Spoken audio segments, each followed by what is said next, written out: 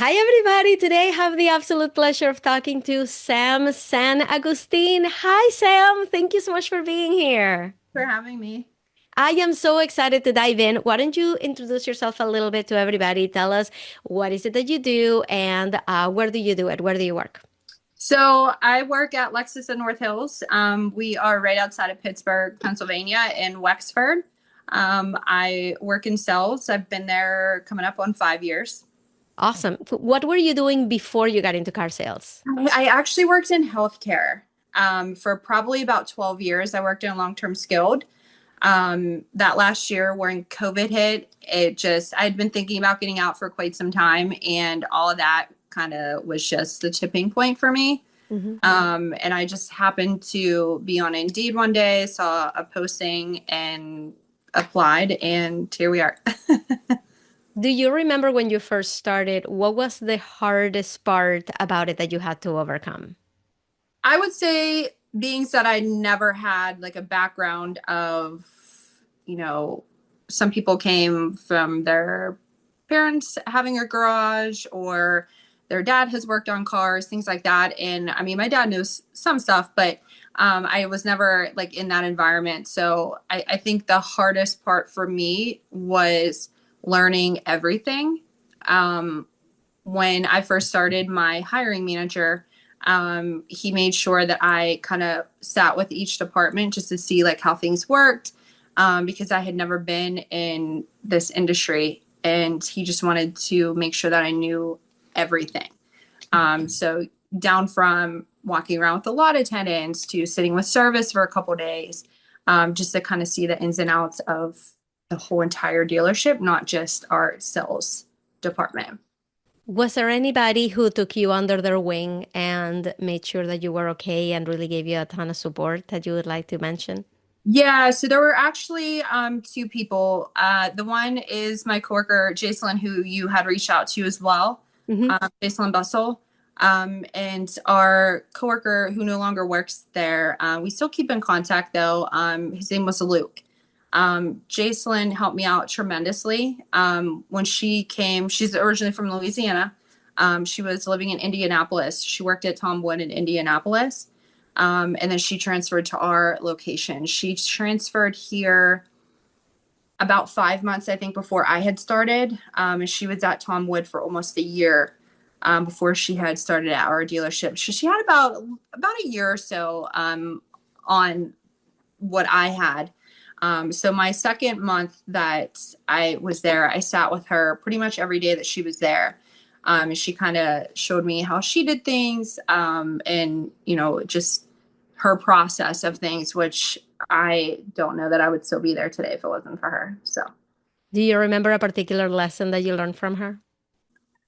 pretty much everything.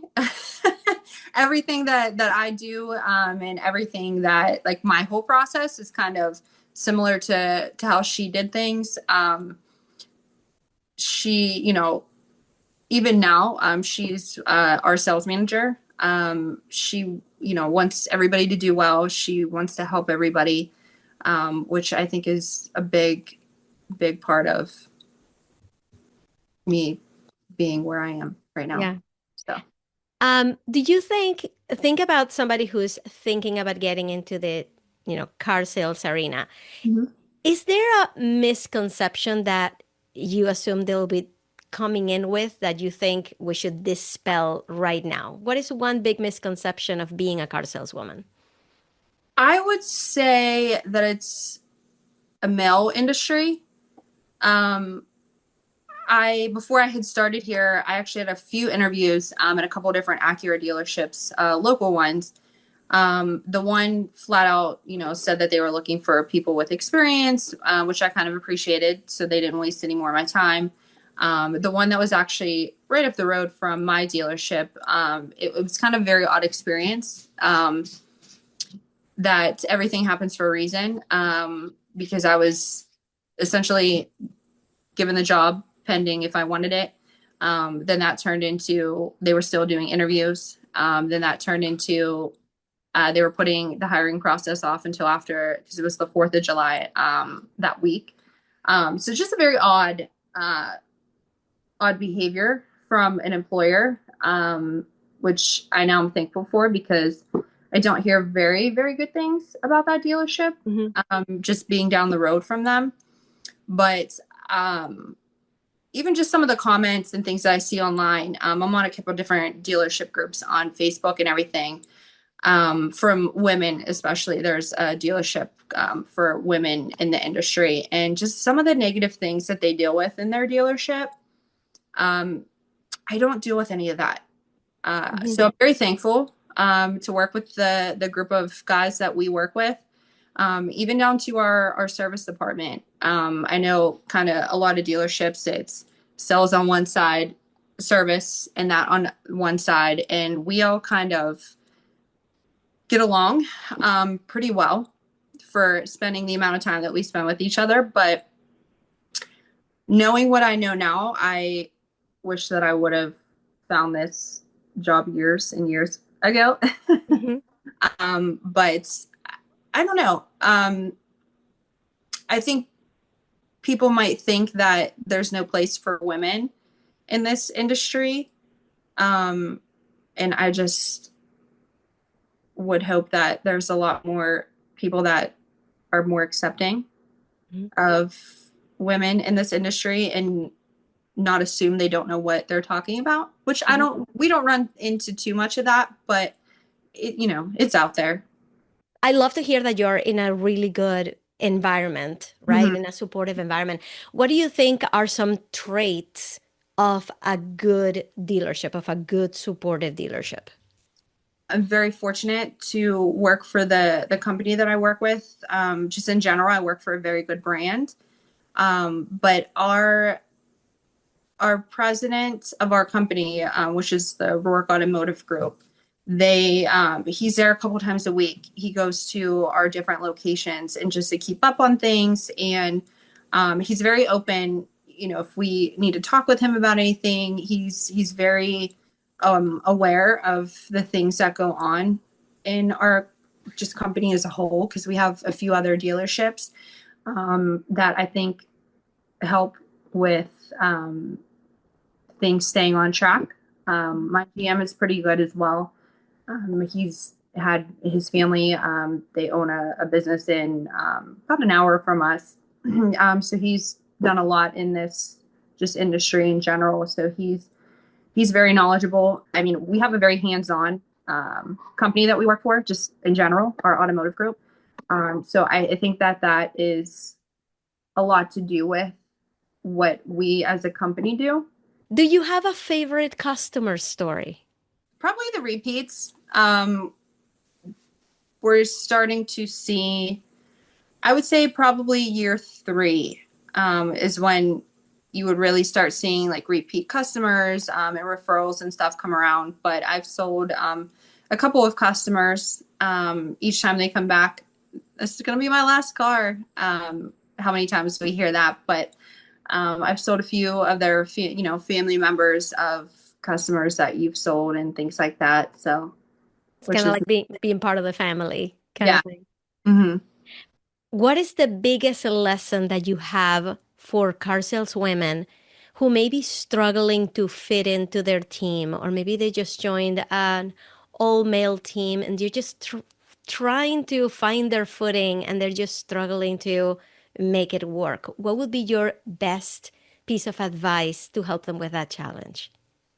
Before we hear the answer to that really juicy question from our guest, I wanted to tell you how I found her, how she ended up on this video in this interview. I found her on TikTok because she had a strong presence, because she was using the right hashtags, because she knew what she was doing. And that is how your customers find you. That is how you establish your authority in the marketplace. That is how car salespeople make their mark and take control of their careers, by being online. And you need to be on TikTok if you're not already. My name is Ina. I'm the AutoSocialGal, and I'm a social media strategist for car salespeople, for car dealerships. And I have helped hundreds of people with their online presence over the past decade. And now, for the first time ever, I have created a Mastering TikTok for Car Sales course that you can have right now and learn everything I know about how to show up on TikTok, attract your right customers, and also make the experience be right for you. It doesn't have to be silly dances. It doesn't have to be complicated scripts or skits. It can be whatever you want it to be. And in this course, I really put everything that I know so that you can have the kind of person that is gonna make you go from unknown to unforgettable, so that people want to drive 2 hours out of their way to come and buy cars from you. I have you with the list of equipment that you need, with all of the TikTok features. I am going to show you exactly around the app. I'm going to show you how to simplify the analytics process. You don't have to know everything right off the bat to be successful. I'm going to show you how to stand out with your unique personality. I'm going to show you the viral examples so that they inspire you and you know exactly what to post, and so much more. And all of this can be yours right now. And I want to give you a very special $15 off code. The price of the course is going to keep changing. I just put this out there and the price is going to continue to increase. So don't rest thinking that the price is going to stay the same, and grab this code right here for your $15 off, no matter what the price of the course is. Just code this QR code, take a picture of this QR code, or go to autosocialgal.com/TT for TikTok, get it? And use the code YTGals, that stands for YouTube Gals, so that I know you came from this video and you're coming from here. It's all in that QR code. If you go to autosocialgal.com/TT, it already has the code baked into it, and you can go and grab it right now, because I want to see you on TikTok so that I can go and invite you to be on this YouTube channel, elevate your authority, and inspire others. All right, now let's go back to the interview. I would say just work hard to prove that. I don't want to say that you're just as good at your job as the men are, but for lack of a better word, with this industry, that's almost what you have to do. When I first started at my dealership, some of the men kind of insinuated that women are a little bit better at this than the men are. And I don't necessarily believe that, but after just working and everything, I kind of see what they meant by that. They didn't mean it in such a way that they have to work harder than we do, but because I don't feel like that at all. But I feel like in a way we do have to work harder than the men do, just to prove, you do know what you're talking about, and you have the right to be there just as much as they do. But I mean, I guess my advice would be to don't get discouraged and to ask questions if you don't know the answer, or even still, if somebody asks me something, I will flat out tell them, you know what, let me find out that information for you. But I'll ask any and all the questions. So, I mean, you learn new stuff every day. And I would just say, don't get discouraged, because that's very easy to do, especially during the slower months and everything. But, I gave myself 6 months when I first started, because I'd never had a commission job. I'd always knew if I wanted my paycheck to be this, I would have to pick up a certain amount of overtime, things like that. So I'm like, well, I'll give myself 6 months. And if I can't make it work, I either will go and try to make it work somewhere else or go back to what I knew. But fortunately, I didn't have to make that decision. But I would say just give yourself a certain time frame, and, make it work. I think that if you want something to work bad enough, you'll figure out a way that makes it easier for you, and what might work for you doesn't work for me, or what might work for me might not work for everybody else. But just, put your mind to it and you can do anything. So what is your best car sales tip? As cliche as it sounds, I would say following up. Following up is a big thing. Even past customers, you never know when they're going to want to trade cars in, or be in the market again. So I would say follow up is the biggest. We even have a few people that have been at my dealership for years. And they're coming up to the end of their working days that they get a lot of customers that don't come back and ask for them because they don't know that they're still there. So I would say that definitely keeping in contact with customers, every so often, at least, once a year, 6 months, whatever the case is, to let them know that, hey, I'm still here. If you ever need anything, any questions, anything like that is a big, big thing. Got it. Okay, let's switch gears and talk a little bit about social media. What is your philosophy on social media for car sales? Should we be doing it? Should we not be doing it? Is there a particular way to do it? What is your philosophy? So I don't know that I necessarily have a philosophy. I've seen a whole bunch of different type of videos, especially just from like my algorithm and things like that. I'm on Car Talk quite a bit. Just seeing like what works for other people, what doesn't, what catches with certain people and things like that. There's a few different people that I follow that my coworker actually follows as well. That they just kind of talk about, what's the best way to get bad credit approved, what's the best way, how much, just tips on and things like that. I've seen where people make like the funny videos, and that works for them. So right now, I don't know how many of my videos that you've watched or anything, but we're trying a new, let's make this a thing to where, service, we're trying to get like the service involved with a little bit more of our social media. So our first one was the rotating tires. And then our second one, the latest one that we just posted was alignments. And it's not like obviously not doing things correctly. So those seem like they're getting a little bit of views.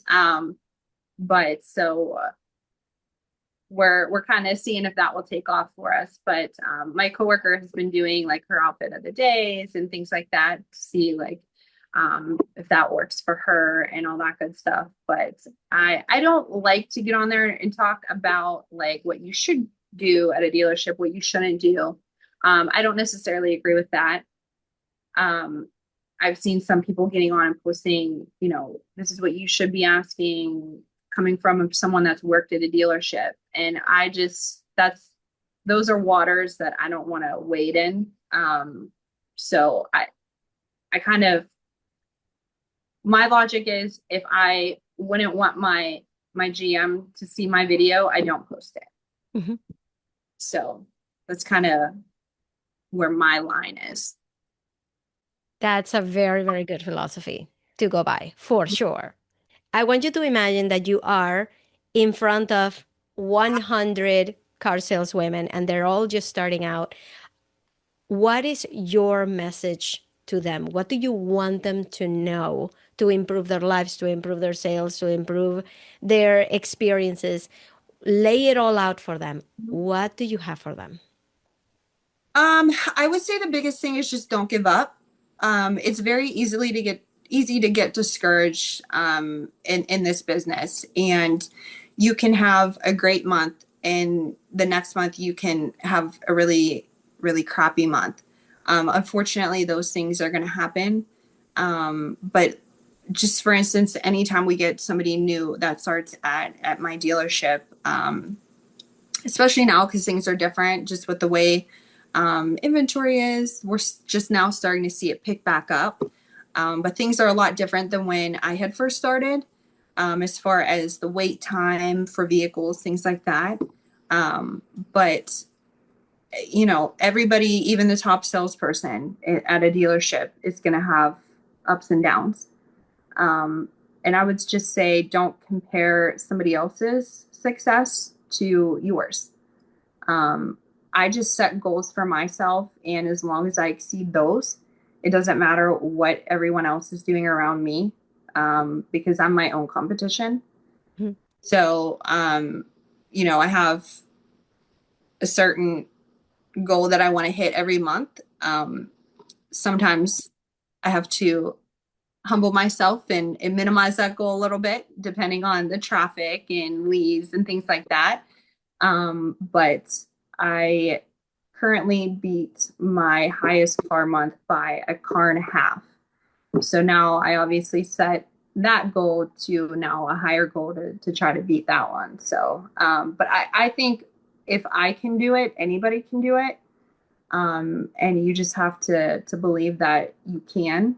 And I think that is a big part of it. The mental, not to give up. I love that. Thank you so much. So, Sam, this has been amazing. So many gold nuggets. Why don't you tell everybody where they can find you, where they can find you online, and where can they reach you physically to buy a car from you? Yeah, so like I was saying, I am at Lexus of North Hills in Lexington, Pennsylvania, just right outside of Pittsburgh.